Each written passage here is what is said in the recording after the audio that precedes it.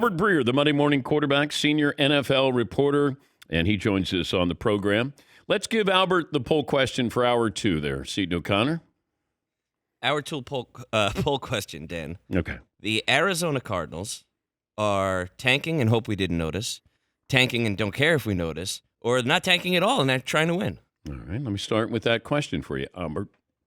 I don't think they care that we know that they're tanking, because I think like it's actually just the right thing to do, stripping that roster down. And I mean, look, like all you have to do is look at like what they had the last few years under Cliff Kingsbury, guys like AJ Green and JJ Watt and Rodney Hudson, who, you know, were great players in their time, but were well past their prime. They were like leaning on these guys, you know? So, I mean, I understand like, you know, like the idea like, oh, they're tanking for Caleb Williams or Drake May. And there's merit to the idea of that, of course, but you know, I sort of look at this like, what else did you want them to do? Yeah. You know, like it's not like they had this option where they were close and it's like, yeah, let's go after it. I mean, the right thing to do here was to strip the thing down and really hit reset and start over. And I think that was like apparent. It was blatantly apparent in the way that they handled the draft. You know, I think Monty Austinfort, their GM, did a good job of moving up and down to get the guy they wanted in Paris Johnson and pick up another first round pick for next year. And now they're positioned well for the future, but it's not like anybody else would have come in there and done anything different. Like this was always going to be a total rebuild. It's just where that roster was at. Okay, what do you do with Kyler Murray? If he's not active today, then he's not coming back to at least week 5.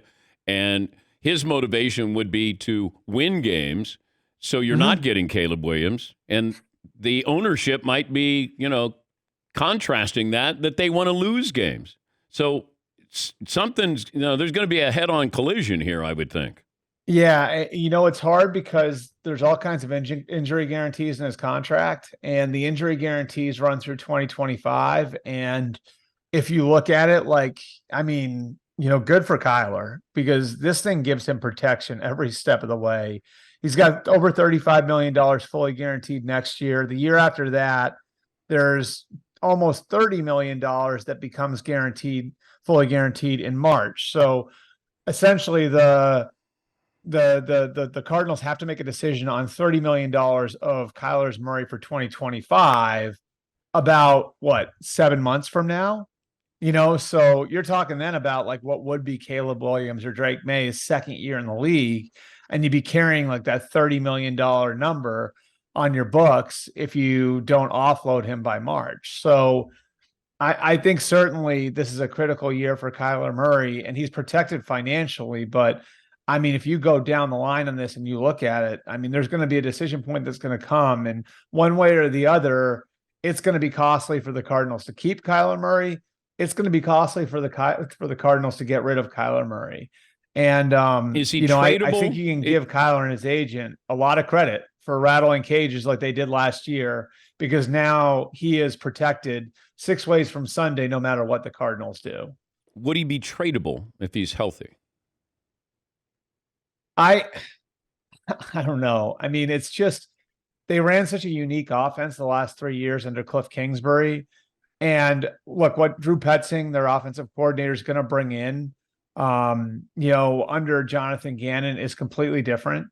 And I mean, in fairness to Kyler, my understanding is Kyler's been really engaged as far as learning it, because what Cliff had him doing the last 3 years was sort of a continuation of the offense he ran for Lincoln Riley at Oklahoma, and then the offense he ran before that in high school, even when he ran for Kevin Sumlin at Texas A&M all those years ago.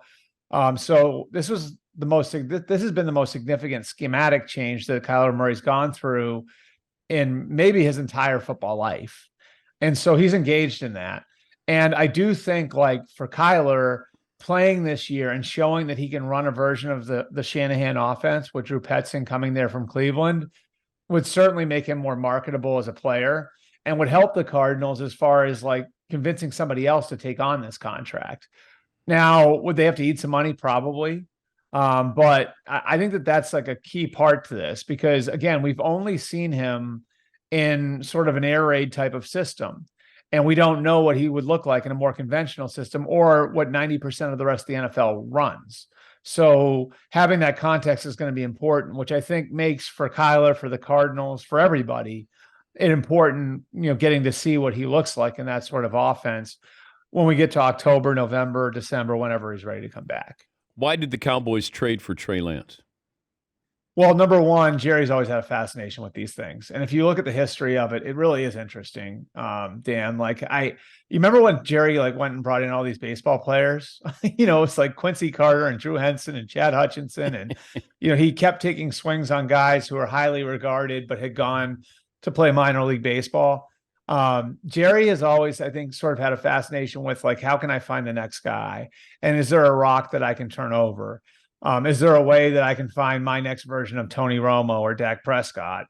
And so even when he's had a quarterback he likes in the roster, he's gone about doing that. And I think that's part of what this is, because they had a high grade on Trey Lance. I think to some degree you feel like you're acquiring a distressed asset here. Mm-hmm. And you got to pay $5 million next year in 2024 to do it. But there is some logic there that it's never a bad investment to take a swing at that position, because it can wind up being worth a lot more to you. And if Trey Lance develops nicely under Mike McCarthy and then has a good preseason next year, maybe you can recoup the pick. So that part of it, that's part of it.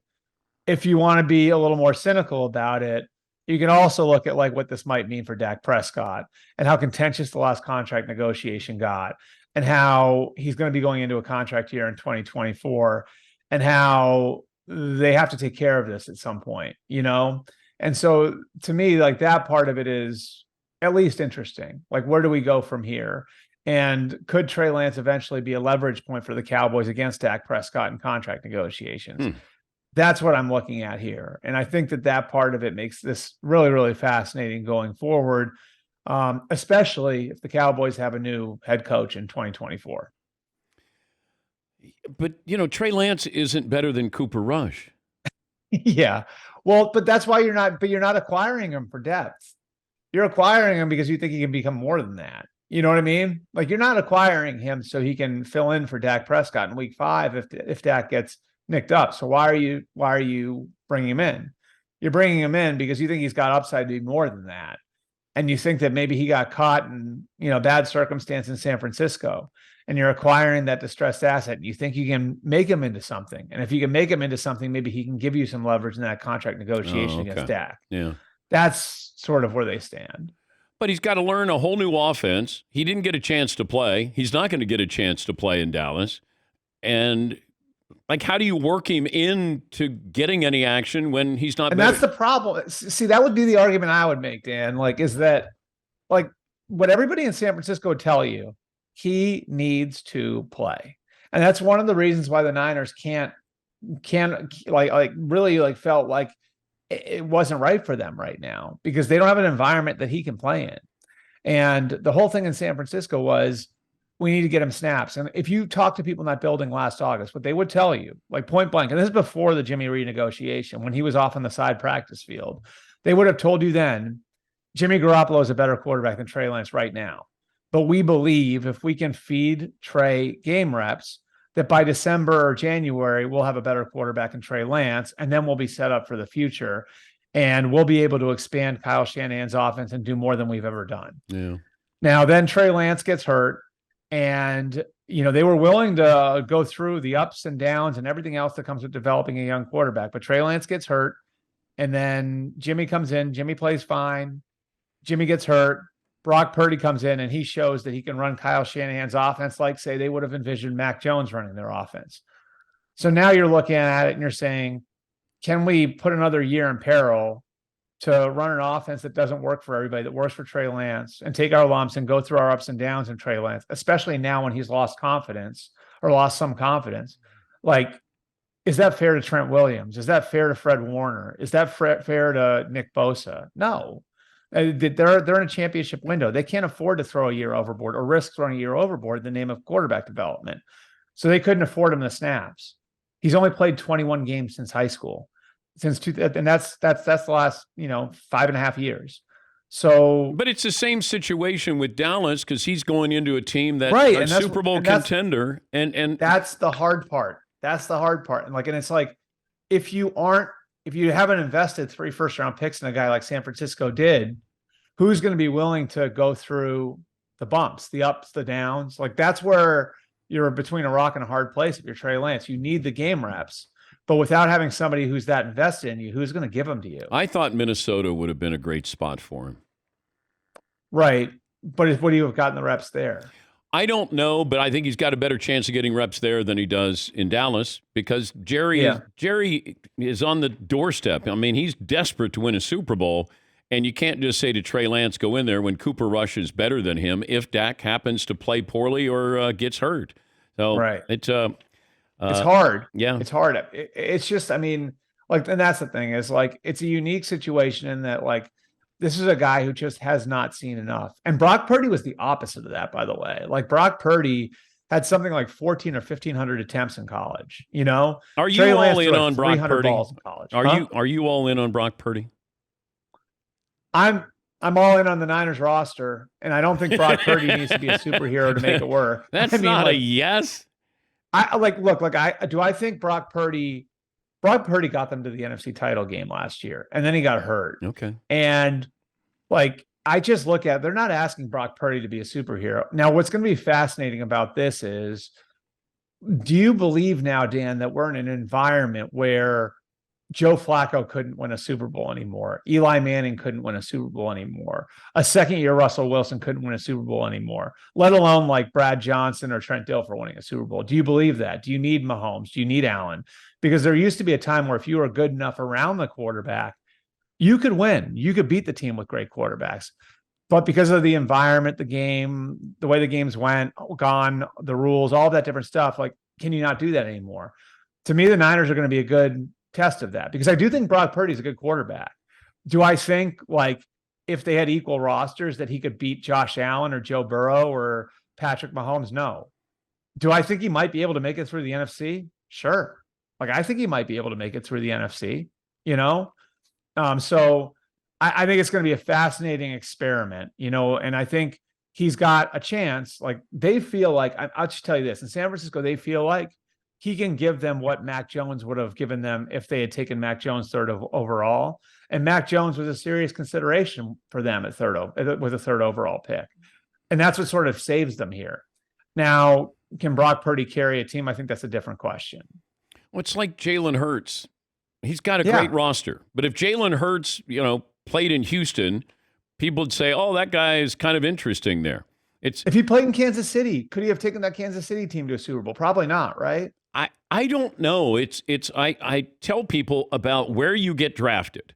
And sometimes the later you get drafted at that position, the better off you are because you get a little time. There's not as much pressure. Trey Lance couldn't live up to that pressure. I get that. But Dak Prescott, hey, you're a third or fourth round pick, or Russell Wilson, you're a third round pick. Brady, it allows you to kind of absorb and then be able, when you get your moment, to produce. I don't know if Jalen Hurts is great. I know he's on a great team. I know he had an unbelievable Super Bowl. Well, and even like the guys who become great players, like, there are very few quarterbacks that are good enough to overcome bad circumstances. To me, like, that's why Andrew Luck is so underappreciated, right? Like, look at what Andrew Luck walked into. They tore that roster down. Like, after Bill Polian and Jim Caldwell were fired, they tore that roster down. And Andrew Luck made the playoffs as a rookie, and then made it around further in year 2 and around further in year 3. And then the injuries started to mount up because he didn't have a lot around him and he was getting beat up. And there are very few quarterbacks that can do that, Yeah. And as great as Mahomes is, Mahomes went into an awesome circumstance. As great as Josh Allen is, Josh Allen went into an awesome circumstance, right? Like Burrow, I think you could argue Burrow was dealing with a little bit more of an issue around him in his offensive line, but he had great receivers to throw to, It's rare that you find a quarterback that can overcome a bad circumstance. And so, yeah, I mean, I think that you're right. Like, the chicken and egg thing is very, very real at the quarterback position. Jonathan Taylor get moved today?